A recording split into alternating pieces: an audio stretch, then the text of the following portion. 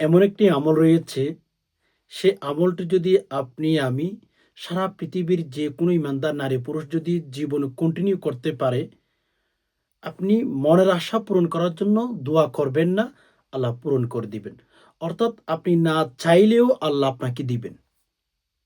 সেরকম একটি আমল আপনাকে শিখিয়ে দেব। বাস আপনি আমলটি করতে থাকবেন, রব্বুল আলামিন আপনার চাহিদাগুলো পূরণ করে থাকবেন। সুবহানাল্লাহ। এখনো বলেন নাই? একবার কমেন্ট বক্সে সুবহানাল্লাহ লিখে যাবেন। কথাটা ভালো করে বোঝার চেষ্টা করবেন।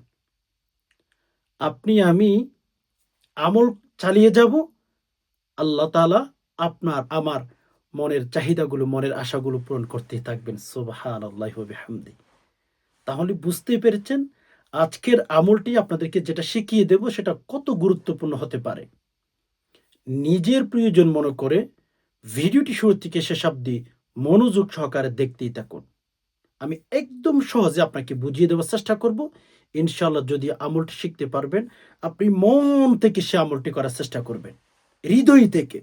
আপনি হয়তো জানেন না, ফলে আপনি আমলটিও করতে চাচ্ছেন না। আপনি জানলে অবশ্যই করতে চাইবেন। এটা আমার মন বলে। এটা আমার বিশ্বাস। এজন্য একটু সবর করে ভিডিওটি দেখার চেষ্টা করবেন। আর এরকম নিত্য নতুন ইসলামিক বিভিন্ন গুরুত্বপূর্ণ ভিডিওর আপনি যদি আমল পেতে চান, তাহলে অবশ্যই একটি লাইক করে ফেলুন।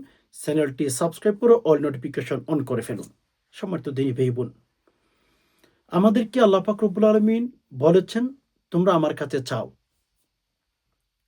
তোমরা আমার কাছে চাও, আমি তোমাদেরকে দিয়ে দেব। উদউনি আস্তাজিব লাকুম, দোয়া করো কবুল করে নেব। বলেছেন কে? রব্বুল আলামিন। এবার আসুন, রব্বুল আলামিন যেহেতু দোয়া করার কথা বলেছেন, আমাদের চাইতে হয়। আল্লাহ পাক রব্বুল আলমিনের একটা তারতিব, আল্লাহ পাক রব্বুল আলমিনের একটা নিয়ম বা পদ্ধতি, বান্দারা আল্লাহর কাছে চাইলে বান্দা আল্লাহকে দেন। এটা আল্লাহ পাক রব্বুল আলমিনের নিয়ম বা রুলস বলতে পারেন। তো চাইতেই হবে। কিন্তু আমরা তো অনেক জিনিসের জন্য দোয়া করি। অনেক, অনেক জিনিসের জন্য আমরা আল্লাহ তাআলার কাছে দোয়া করি, প্রার্থনা করি। কিন্তু আল্লাহ পাক রব্বুল আলমিন আমাদের দোয়া কবুল করেন কিনা? অনেক ভাই বোনদের অভিযোগ হচ্ছে আমাদের দোয়া রব্বুল আলমিন কবুল করেন না। আমিও বলি শোনেন, আপনি দোয়ার মতো দোয়া করতে জানেন না, যার কারণে আল্লাহ পাক রব্বুল আলামিন আপনার দোয়া, আপনার মুনাজাত কোনোভাবেই কবুল করতেছেন না। হয়তো আপনি যেভাবে চাওয়ার মতো চাইতে বলেছেন আল্লাহ তাআলা, সেভাবে চাইতেছেন না। ফলে আপনার দোয়া, আমার দোয়া কবুল হচ্ছে না।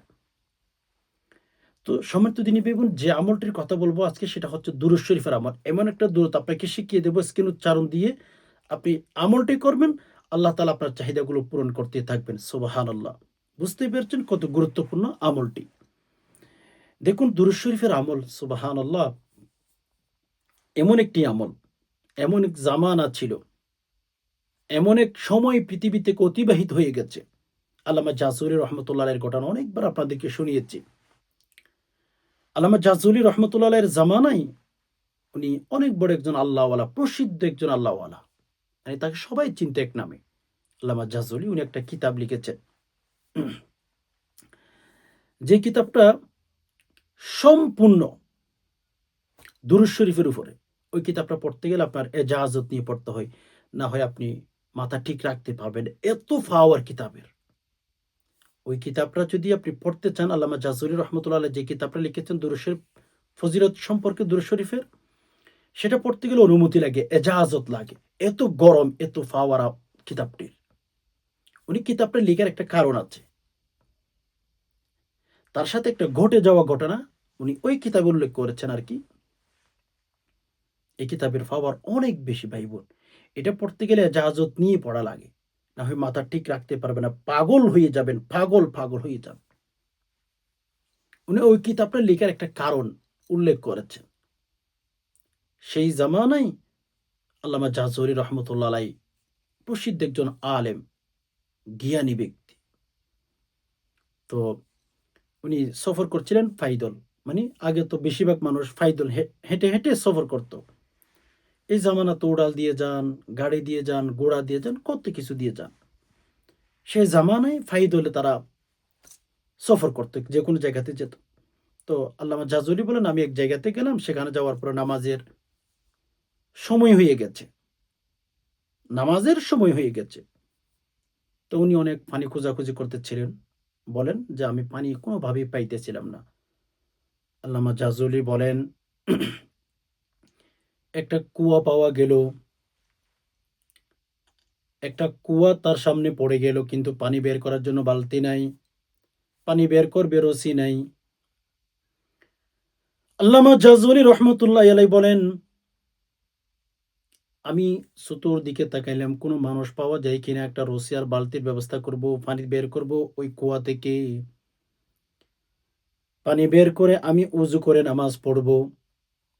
কিন্তু বালতিও পাওয়া যাচ্ছে না, রশিও পাওয়া যাচ্ছে না।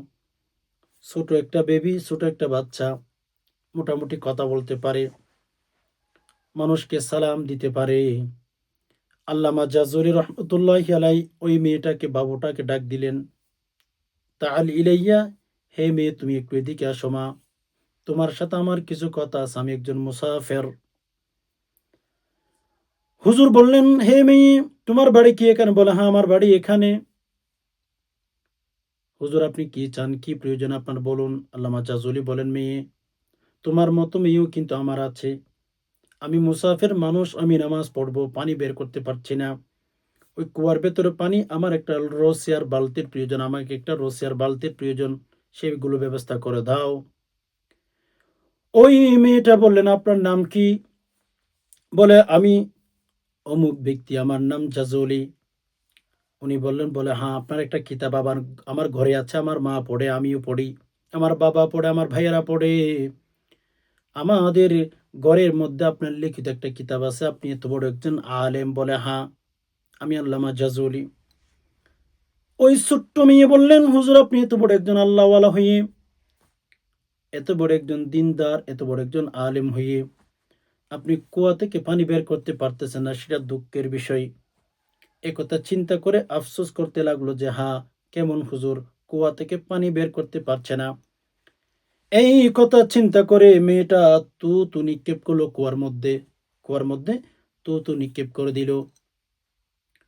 আল্লামা জাজুলি বলেন, "আমি তো আশ্চর্য হয়ে গেলাম, থু-থু নিক্ষেপ করতে দেরি। কুয়ার ভেতর থেকে পানি বের হতে দেরি হয় নাই। উজলাইয়ে পানিগুলো উপরে এসে গেল।" আল্লামা জাজুলিকে বলেন, "হুজুর, এবার উজু করেন।" জাদু সিস্টেম না? ছোট্ট মানুষ, এমন একটা জামানা ছিল, কসম, ছোট বড় সবাই দুরূদ শরীফ পাঠ করত ভাই। সবাই, নারী পুরুষ সবাই পাঠ করত। আজকে ২০০ কোটি মুসলমান দুনিয়ার দিকে ধাবিত হওয়ার কারণে এত গুরুত্বপূর্ণ ফজিলত, এত গুরুত্বপূর্ণ আমল থেকে আমরা বঞ্চিত হয়ে গেছি। আমরা দুনিয়ার দিকে ধাবিত হয়ে গেছি। দুনিয়ায় করতে, করতে লাইফ শেষ করে দিচ্ছি আমরা। এমন একটা জামানা ছিল, কুয়া থেকে বের করত পানি, রশি আর বালতির কোনো প্রয়োজন ছিল না। আল্লামা জাজুলি বলেন, "আমি তো ওই জাদু দেখে আশ্চর্য। কিরে ছোট্ট মানুষ, কুয়ার মধ্যে থুতু নিক্ষেপ করলো, আর কুয়া থেকে উজলাইয়ে পানি বের হয়ে গেল। এটা কেমন কথা হয়ে গেল না?" আল্লামা জাজুলি বলেন, "মেয়ে, আগে শোনো কথা মা। তুমি ছোট্ট মানুষ, এই জাদু কোথায় থেকে শিখছো? তুমি কি পাঠ করেছো? ওই যে পানির মধ্যে অল্প থুতু নিক্ষেপ করেছো, পানিগুলো উজলাইয়া একেবারে উপরে চলে এসেছে। কি জাদু ব্যবহার করেছো?" ছোট্ট মেয়ে তিনি বলেন, "হুজুর, আমাদের কোনো জাদু নাই। আমরা কোনো জাদু জানি না। তবে একটা কথা শুনেন। আমার ঘরের মধ্যে যে সমস্ত সদস্য রয়েছে, আমার বাবা, আমার মা, আমার ভাই, আমার বোন, আমাদেরকে এমনভাবে লালিত পালিত করেছেন। আমার মা-বাবা আমাদেরকে ছোটবেলা থেকে আমাদের দুরূদ শরীফ পাঠ করার কথা বলেছেন। বিধায় আমরা যে সমস্ত ফ্যামিলির মধ্যে সদস্য রয়েছি, সবাই আমরা দুরূদ শরীফ পাঠ করি। যার কারণে আমরা রব্বুল আলমিনের কাছে যখন যেটা চাই, সেটা রব্বুল আলমিন আমাদেরকে দিয়ে ফেলেন।" দুরূদ শরীফ। ভাই বোন, দুরূদ শরীফ পাঠ করবেন। আরো চলতেছে শাবান মাস। মনের ভেতরে অনেক আশা আছে, অনেক তামান্না আছে, অনেক চাহিদা আছে। কিচ্ছু বলতে হবে না, দুরূদ শরীফ পাঠ করেন। আল্লাহ তাআলা কেমন জানি বলেন, "তুই আমার বন্ধুর উপর দুরূদ পাঠ করবি, আর তোর মনের আশা আমি পূরণ করব না, এটা হতে পারে না। আমি তোর মনের আশাই পূরণ করব। এজন্য দুরূদ শরীফ পাঠ করার চেষ্টা করেন। দুরূদ শরীফ পাঠ করলে অনেক, অনেক বেশি বেনিফিট, অনেক, অনেক বেশি ফলাফল আপনি পাবেন। দুরূদ শরীফের আমল করবেন। আপনার হাত তুলে দোয়া করতে হবে না। আল্লাহ দিবেন আপনাকে। আরেকটা ঘটনা মনে পড়ে গেল। এক গরিব বোন, অনেক গরিব কিন্তু দিনদার। মানে একটা ঘটনা পড়েছিলাম একটা বইয়ের মধ্যে, এক দিনদার বোন, উনার বিয়ে হচ্ছিল না। ছোট বোনের বিয়ের প্রস্তাব আসতেছে, বাট বড় বোনের কোনো বিয়ের প্রস্তাব নাই। সেরকম অনেক জায়গাতে হয়ে থাকে। আল্লাহ তাআলার ইচ্ছা সবকিছু। তো দুরূদ শরীফের আমল করার কারণে আমি আপনাদেরকে বলি, যেকোনো জিনিসের জন্য, চাকরি নাই, অভাবে আছেন, টেনশনে আছেন, কিচ্ছু আসে যায় না। দুরূদ শরীফের আমল করেন, দুরূদ শরীফের আমল করেন। আল্লাহ তাআলা আপনার মনের চাহিদা অনুযায়ী আপনাকে দিয়েই কিন্তু খুশি করে ফেলবেন। এজন্য রবের কাছে বেশি, বেশি দোয়া করতে থাকেন। আল্লামা জাযুলি বলেন, তোমরা যারা দুরূদ শরীফ পাঠ করো, তোমাদের দেহ পর্যন্ত মাটি খাইতে পারবে না। মাটির শক্তি হারিয়ে ফেলবে। আল্লামা জাযুলি রহমাতুল্লাহর ঘটনা আপনাদেরকে আবার বলেছিলাম। উনি অনেক দুরূদ শরীফ প্রেমিক একজন ব্যক্তি ছিলেন, আল্লামা জাযুলি। উনি যখন মারা গেলেন, উনাকে দাফন করা হইল। ৭০ বছর পরে সরকারি কোনো কাজের জন্য তার কবরটা খনন করা হয়েছে। এক জায়গা থেকে অন্য জায়গায় নিয়ে যাবে। কিতাবে পাওয়া যায় আল্লামা জাযুলি ৭০ বছর আগে মারা গেছে। যেমন দাফন করেছিল তেমনই। কাপড়গুলো একেবারেই নতুন। তো মানুষ পরীক্ষা করে দেখছে যে হুজুর কি জীবিত নাকি মৃত। কিতাবে পাওয়া যায় তাকে যখন শরীরের মধ্যে এভাবে একটু চাপ দেওয়া হইল, রক্ত সরে গেছে, সাদা হয়ে গেছে। সুবহানাল্লাহ। মানে এই যে আল্লামা জাযুলি রহমতুল্লাহ আলাইহ দুরূদ শরীফের এত প্রেমিক ছিলেন, এত বেশি দুরূদ শরীফ পাঠ করতেন, কবরের ভেতরে সে কিন্তু অক্ষত অবস্থায় ছিলেন। এত দুরূদ শরীফ পাঠ করতেন। মানুষের শরীরে দেখবেন একটু চেপে ধরলে ওখানে সাদা হয়ে যায়, রক্তগুলো এদিক সেদিক সরে যায়, ফলে সাদা হয়ে যায়। তো ওই দেশের মানুষ হুজুরের শরীর পরীক্ষা করে দেখেছে, এভাবে ছাপ দিয়ে শরীরটা সাদা হয়ে যেত যেখান থেকে চেপে দেয়। আবার কিছুক্ষণ পর লাল হয়ে যেত। গরম শরীরটা। এজন্য দুরূদ শরীফ পাঠ করেন। দুরূদ শরীফ পাঠ করলে কবরের ভেতরে নিরাপত্তা পাবেন। দুরূদ শরীফ পাঠ করলে কবরের ভেতরে শান্তি পাবেন।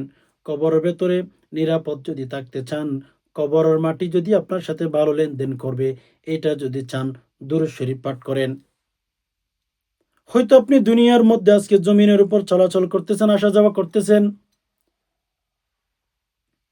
মেরে দোস্ত, আপনি কি জানেন? হয়তো আপনি দুনিয়ার মধ্যে আসা যাওয়া করেন মাটির উপরে, অহংকার নিয়ে, ভাব নিয়ে চলাফেরা করেন।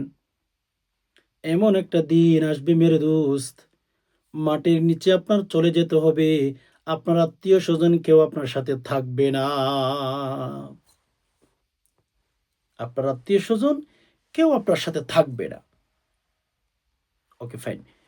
আল্লামা জাযুলি রহমতুল্লাহ আলাইহির কিতাবটা কিনার চেষ্টা করবেন, তবে এজাজত নিয়ে পড়তে হয় আরকি। আচ্ছা। তো এক বোনের ঘটনা বলতে চেয়েছিলাম। উনি বলেন, আমার ছোট বোন বারবার বিয়ের তার প্রস্তাব আসে। কিন্তু আমাকে যে বিয়ে করবে কোনো প্রস্তাব আসে না। উনি বলেন, ওই বোনটি বলেন, হুজুর, অ্যা যে হুজুরের কাছে ঘটনাটা শেয়ার করলো আরকি, কিতাবের ভেতরে এসেছে। যে হুজুর, আমাকে কেউ বিয়ে করবে সেরকম প্রস্তাব আসতেছিল না। আমি আমার মাকে চেহারা দেখাইতে পারি না। আমি আমার বাবাকে চেহারা দেখাইতে পারি না। আমি আমার ভাইয়ের সামনে যেতে লজ্জা লাগে। কেন? ছোট বোনের বিয়ের প্রস্তাব আসে। বড় বোনের জন্য কোনো বিয়ের প্রস্তাব আসে না। এবার বলুন তো, সমাজের মধ্যে ছোট বোনকে যদি বিয়ে না দিয়ে, বড় বোনকে যদি বিয়ে না দিয়ে ছোট বোনের জন্য বিয়ে হয়ে যায়, ছোট বোনের যদি বিয়ে হয়ে যায় বড় বোন বাসায়, মা-বাবার সম্মান নষ্ট, বড় বোনের সম্মান নষ্ট। সমাজের মানুষ কি কথা বলবে, টেনশন না, একটু ডিপ্রেশন না, যে ছোট বোনের বিয়ে হয়ে গেলেও বড় বোনের বিয়ে হচ্ছে না। এজন্য ২ বোনের বিয়ে হচ্ছে না একসাথে। এজন্য ভাই বোন সবার কাছে আমি বলব, যেকোনো সমস্যার জন্য দুরূদ শরীফের আমল করার চেষ্টা করবেন। দুরূদ শরীফ। ১ম এ বললাম না, দুরূদ শরীফ এমন একটা আমল, আপনি হচ্ছে আল্লাহর কাছে কিছু হাত তুলে চাইতে হবে না। আল্লাহ মনের মতো করে আপনাকে দিবেন। আল্লাহ তাআলা আপনার মনের চাহিদাগুলো জানেন। কেন মন তৈরি করেছেন আলিমুম বিযাতিস সুদূর। আসমানের মালিক তো আমাদের মনটা তৈরি করেছে, ঠিক না? উনি তো জানেন আমাদের মন কি চায়, মনটা কি চাচ্ছে ওটা তো উনি জানেন না? সো এজন্য আমি সবার কাছে বলব, সম্মানিত দিনী ভাই বোন, দুরূদ শরীফের আমল করবেন। আল্লাহ তাআলা আপনার চাহিদা অনুযায়ী আপনাকে যেকোনো জিনিস দিতে বাধ্য হবেন আল্লাহ তাআলা। তো ওই বোন বলেন যে, প্রত্যেকটা জায়গা থেকে আমার ছোট বোনের বিয়ের প্রস্তাব। সমাজের মধ্যে মানুষ কথা বলা শুরু করে দিয়েছে। উনি বলেন, হুজুর আমি দৈনিক ১০০০ বার দুরূদ শরীফ পাঠ করা শুরু করলাম। আমি তওবা ইস্তেগফার পাঠ করা শুরু করলাম। আমি শেষ রাতে উঠে ১০০০ বার দুরূদ শরীফ পাঠ করি। ঘুম থেকে উঠে মানে শেষ রাত আরকি ১০০০ বার দুরূদ শরীফ পাঠ করে। ১০০০ বার দুরূদ শরীফ পাঠ করে ওই কিতাবের ভেতরে হুজুর লিখেছেন ২১ দিনের মাথায় অনেক, অনেক সুন্দর, অনেক টাকার মালিক, অনেক ধনী ছেলে, অনেক সরকারি অনেক চাকরির সাথে জড়িত, বিভিন্ন বিজনেসের সাথে জড়িত। এরকম একটা ছেলে ওই বড় বোনের জন্য বিয়ের প্রস্তাব নিয়ে এসেছে। এমনকি কয়েকদিনের ভেতরে, সপ্তাহের ভেতরে তার বিয়ের ব্যবস্থা হয়ে যায়। সমাজের মানুষ, এলাকার মানুষ তো আশ্চর্য হয়ে গেল, কিরে! এই মেয়েটার জন্য তো বিয়ের প্রস্তাব কোনোভাবে আসতেছিল না। হঠাৎ করে এত সুন্দর একজন ছেলে, এত টাকার মালিক একেবারে, এমন ছেলেটা কেমন জানি তার বিয়ের প্রস্তাবে রাজি হয়ে গেল, তাকে বিয়ে করার জন্য রাজি হইয়া গেল। কি দেখলো এমন? ওই বোনটি বলেন, হুজুর দুরূদ শরীফের আমলের ফজিলত, দুরূদ শরীফের ফলাফল আমার এই চোখ দিয়ে নিজেই দেখেছি। ১০০০ বার দুরূদ শরীফ পাঠ করতেন। উনি বলেন, হুজুর এরপর থেকে আমি দুরূদ শরীফ এত বেশি পাঠ করি, উনি বলেন যে, আমি তো আসলে দুরূদ শরীফ পাঠ করার কারণে আল্লাহ তাআলা আমাকে এত বড় একটা নিয়ামত দিয়েছেন যে, আমার বিয়েই হচ্ছিল না। দুরূদ শরীফ পাঠ করার কারণে আল্লাহ তাআলা আমার বিয়ে-শাদির ব্যবস্থা করে দিয়েছেন। অ্যান্ড আমি আর এমনভাবে দুরূদ শরীফ পাঠ করি আরো বেশি, মানুষ আমাকে সমাজের মধ্যে বারবার জিজ্ঞেস করে, "তুই মুখে, মুখে এগুলি কি পাঠ করিস?" ওই বোনটি বলেন, "হুজুর আমি এরপর থেকে কোনদিন দুরূদ শরীফের আমল ছাড়ি নাই।" কেন আমি দুরূদ শরীফ পাঠ করার কারণে আল্লাহ সুবহানাহু ওয়া তাআলা আমার জন্য এত বড় একটা সুসংবাদ দিয়েছেন যে আমি দুরূদ শরীফের আমল ছাড়বো প্রশ্নই আসে না। উনি সবসময় সদা সর্বদা দুরূদ শরীফ পাঠ করে। মানুষ বারবার, সমাজের মানুষ, আত্মীয়স্বজন তাকে জিজ্ঞেস করে, "কিরে তুই মুখে, মুখে বারবার এগুলো কি পাঠ করিস? কি হয়েছে তোর?" এজন্য ভাই বোন দুরূদ শরীফের আমল করার চেষ্টা করবেন। দুরূদ শরীফ বেশি, বেশি পাঠ করার চেষ্টা করবেন। ইনশাআল্লাহ হাত তুলে দোয়া করতে হবে না। আল্লাহর কাছে হাত তুলে তো দোয়া করলে এগুলো তো মানুষ দেখে। ভেতরে, ভেতরে যখন দুরূদ শরীফের আমল করবেন এটা কেউ দেখবেন না, দেখবেন কে? মালিক দেখবেন। আল্লাযী খলাকাক, আপনার জীবনের মালিক আপনাকে দেখবেন। যে কি জন্য আপনি দুরূদ শরীফ পাঠ করতেছেন। রব আপনাকে দিতে বাধ্য হয়ে যাবেন। তো যাই হোক, এজন্য আমরা ইনশাআল্লাহ বেশি, বেশি দুরূদ শরীফের আমল করব। আপনিও করবেন, আমিও করব, সবাই করব দুরূদ শরীফের আমল। Okay fine? তো যাই হোক, সম্মানিত দিনী ভাই বোন, আমি আরেকটা ঘটনা আপনাদেরকে শেয়ার করি। একজন মানুষ গর্তের ভেতর ঢুকে গেছে। আগের যুগের মধ্যে দেখবেন আপনারা অনেক জায়গার মধ্যে এখনো আছে নলকূপ। অনেক গভীরে থাকে। ওখান থেকে পানি বের করতে হয় আরকি। অনেক গভীরে থাকে ওই নলকূপগুলো। একটা লোক সেখানে পানির জন্য গেল, ভেতরে পড়ে গেছে। এখন সেই জামানার মধ্যে এত আধুনিকতা ছিল না যে বিভিন্ন রশি দিয়ে, বিভিন্ন বাহিনী, বিভিন্ন মাধ্যম অবলম্বন করে তাকে সেখান থেকে বের করবে। অনেক গভীর নলকূপগুলো হয়ে থাকে, পাথর যেখানে থাকে সেখানে তো টিউবওয়েল বসানো যায় না, এখনো আছে অনেক জায়গাতে। সন্তান বলে, "আমার আব্বু ওখানে পড়ে গেল।" কোথায়? একেবারে নলকূপের ভেতরে। সবাই মেনে নিয়েছে, আমার আব্বু মারা যাবে, আমার আব্বু ওখান থেকে বের হতে পারবে না। সবাই হাউমাউ করে চিল্লাচিল্লি শুরু করে দিল। যে আমার আব্বু ওখানে মারা যাবে তো ভালো কথা, ওখান থেকে বের করব কিভাবে, দাপন করব কিভাবে, আর আমাদের একমাত্র কেবলমাত্র সম্বল পানি পান করার, এই যে নলকূপের পানি নষ্ট হয়ে যাবে, এই কথা চিন্তা করে সবাই কান্নাকাটি করে এক একজন এক এক চিন্তায় চিন্তিত, এক একজন এক এক ডিপ্রেশনে পড়ে গেছে। আর বের করা যাবে না, আমার বাবা এখানে মারা যাবে, আমার আত্মীয় এখানে মারা যাবে, আর বের করার কোনো অপশন নাই। এটা সবাই মেনে নিয়েছে। হঠাৎ করে দেখে কেমন জানি একেবারে আল্লাহর কুদরতে পানিগুলো উপরে আসা শুরু করলো, আর পানির সাথে সাথে ওই লোকটা পানির উপরে একেবারে পানি বাইরে ফেলে দিয়েছে। পানি উজলাইয়ে এসা পানিগুলো ওই নলকূপের উপরে চলে এসেছে। আশ্চর্য সবাই, কিরে, এত গভীর একটা নলকূপ, ভেতরে এত গভীর, আমরা তো সবাই মেনে নিয়েছি এই লোকটা এতক্ষণে মারা গেছে। সুবহানাল্লাহ। আল্লাহ যদি না মারেন, আল্লাহ যদি জীবিত রাখেন, ইউসুফ নবীর ইতিহাস মনে রাখবেন। ইউসুফ আলাইহিস সালাতু সালামের কথা স্মরণ করবেন। আল্লাহ চাইলে কি পারেন। বান্দার চেষ্টা করতে হয়, বান্দার আমল করতে হয়। জুলাইখা ইউসুফ আলাইহিস সালাতু সালামকে প্রস্তাব দিয়েছিলেন। ইউসুফ তো নবী হবেন সেটা তো আল্লাহ পাক রব্বুল আলামিন অনেক আগে থেকে সিলেক্ট করে রেখেছেন। তো জুলাইখা প্রস্তাব যখন দিল, ইউসুফ নবী চিন্তা করলো যে আমার তো চেষ্টা করতে হবে দরজার মধ্যে তালা লাগানো। একটা দুইটা না, অনেক দরজায় তালা লাগানো। ইউসুফ আলাইহিস সালাতু সালাম জুলাইখার প্রস্তাবে রাজি না হয়ে সামনে দিল দৌড়। আল্লাহ চাইলে পারেন। এটা বোঝাবার জন্য ইউসুফ নবীর ঘটনা বলছি আপনাকে। ইউসুফ নবী যখন সামনের দিকে কদম বাড়াইলেন, দৌড় দিলেন, চেষ্টা করলেন, আল্লাহর কুদরতে যে দরজাগুলোর মধ্যে তালা লাগানো ছিল, থর থর করে একেবারে সব দরজা খুলে গেল। ইউসুফ নবী চেষ্টা করেছেন, রব্বুল আলামিন গুনাহ থেকে বাঁচিয়ে ফেললেন। দেখেন দরজায় তালা লাগানো, এরপর ইউসুফ নবী চেষ্টা বন্ধ করেন নাই। দরজার দিকে যখন দৌড় দিল, থর থর করে সব দরজা খুলে গেল। ইউসুফ আলাইহিস সালাতু ওয়াসসালাম চেষ্টা করার কারণে আল্লাহ পাক রব্বুল আলামিন ইউসুফ নবীকে গুনাহ থেকে শত হাত দূরে রেখেছিলেন, ঠিক না? তেমনি ভাবে ভাই, আমাদের অবশ্যই চেষ্টা করতে হবে, আল্লাহর কাছে চাইতে হবে, দোয়া করতে হবে, প্রার্থনা করতে হবে, মেসেজ দিতে হবে।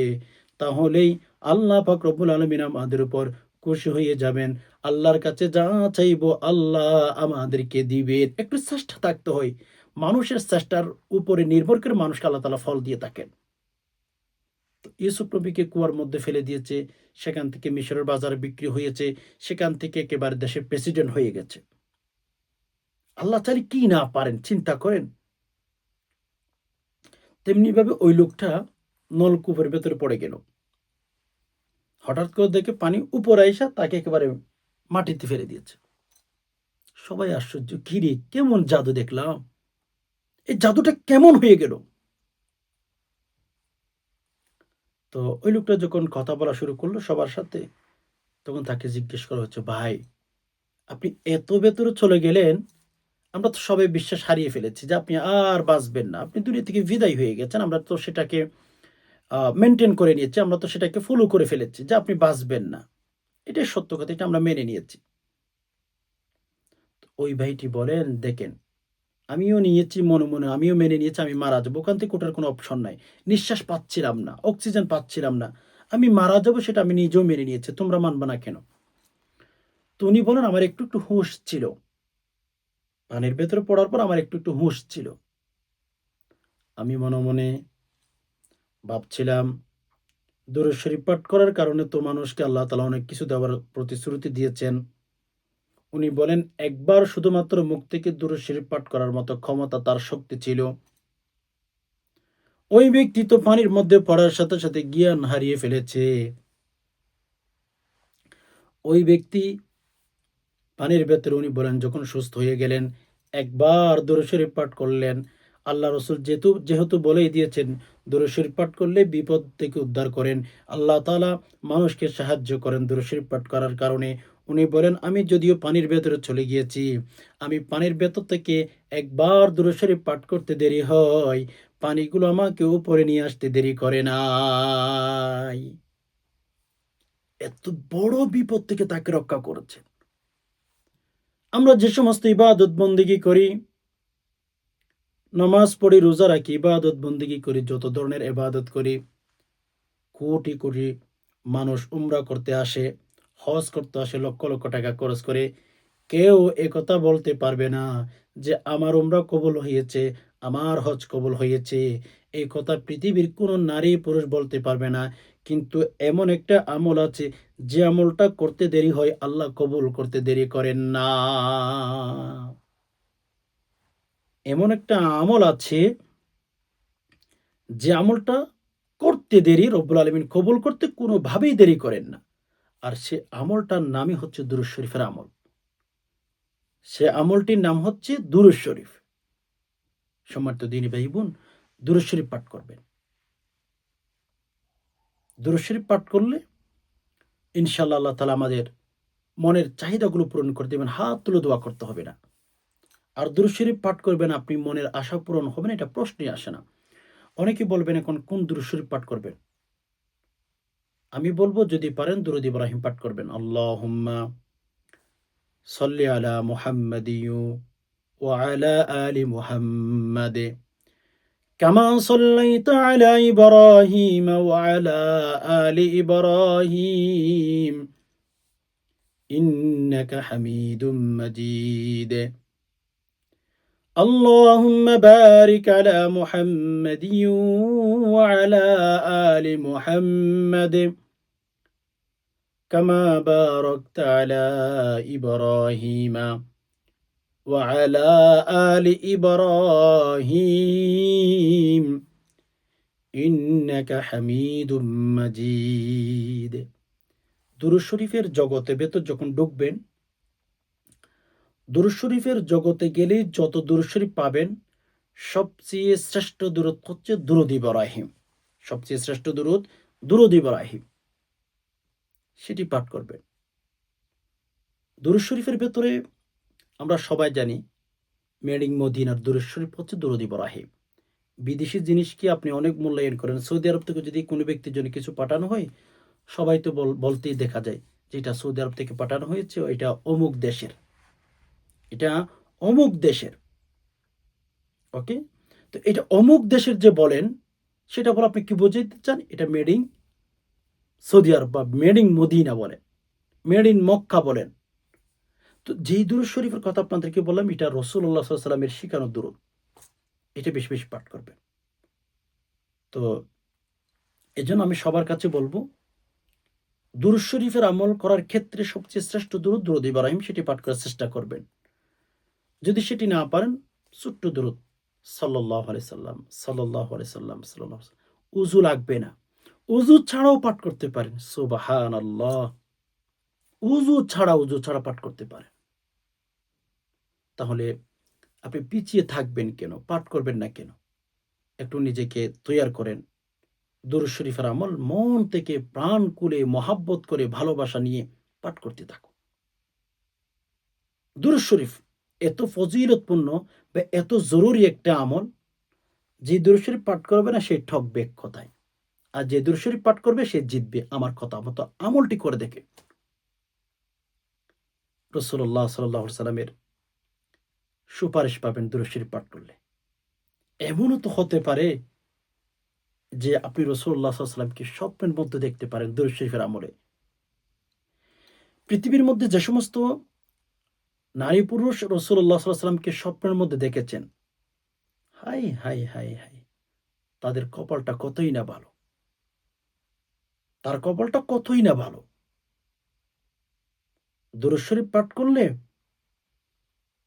বান্দার কপাল খুলে যায়। রসুলকে স্বপ্নের মধ্যে দেখেন।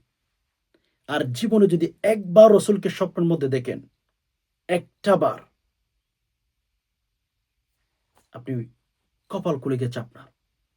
জাহান্নাম হারাম হয়ে যাবে।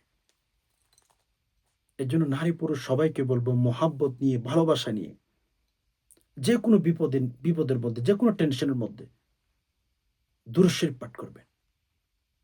দুরূদ শরীফ যত পাঠ করবেন তত তাকদির ভালো হবে। তত বেশি বেনিফিট আপনি পেতে থাকবেন। দুরূদ শরীফ পাঠ করার চেষ্টা করবেন ইনশাআল্লাহ। যেকোনো সময়, সবসময় হঠাৎ করে যদি ফলাফল আপনি পেতে চান, দৈনিক ১,০০০ বার করে পাঠ করেন। দৈনিক ১,০০০ বার ইনশাআল্লাহ অনেক বেশি বেনিফিট আপনি পাবেন। আশা করি বিষয়টি বুঝতে পেরেছেন। রব্বুল আলামিনের কাছে দোয়া করে আল্লাহ যে সমস্ত ভাই-বোন কথাগুলো শুনেছেন, ইসলামের কথাগুলো, ধর্মের কথাগুলো আল্লাহ সবাইকে সকল প্রকার বলা মুসিবত থেকে হেফাজত করুন। ইয়া আল্লাহ আমাদেরকে বেশি, বেশি মোহাব্বত নিয়ে, ভালোবাসা নিয়ে দুরূদ শরীফ পাঠ করার তৌফিক দান করুন।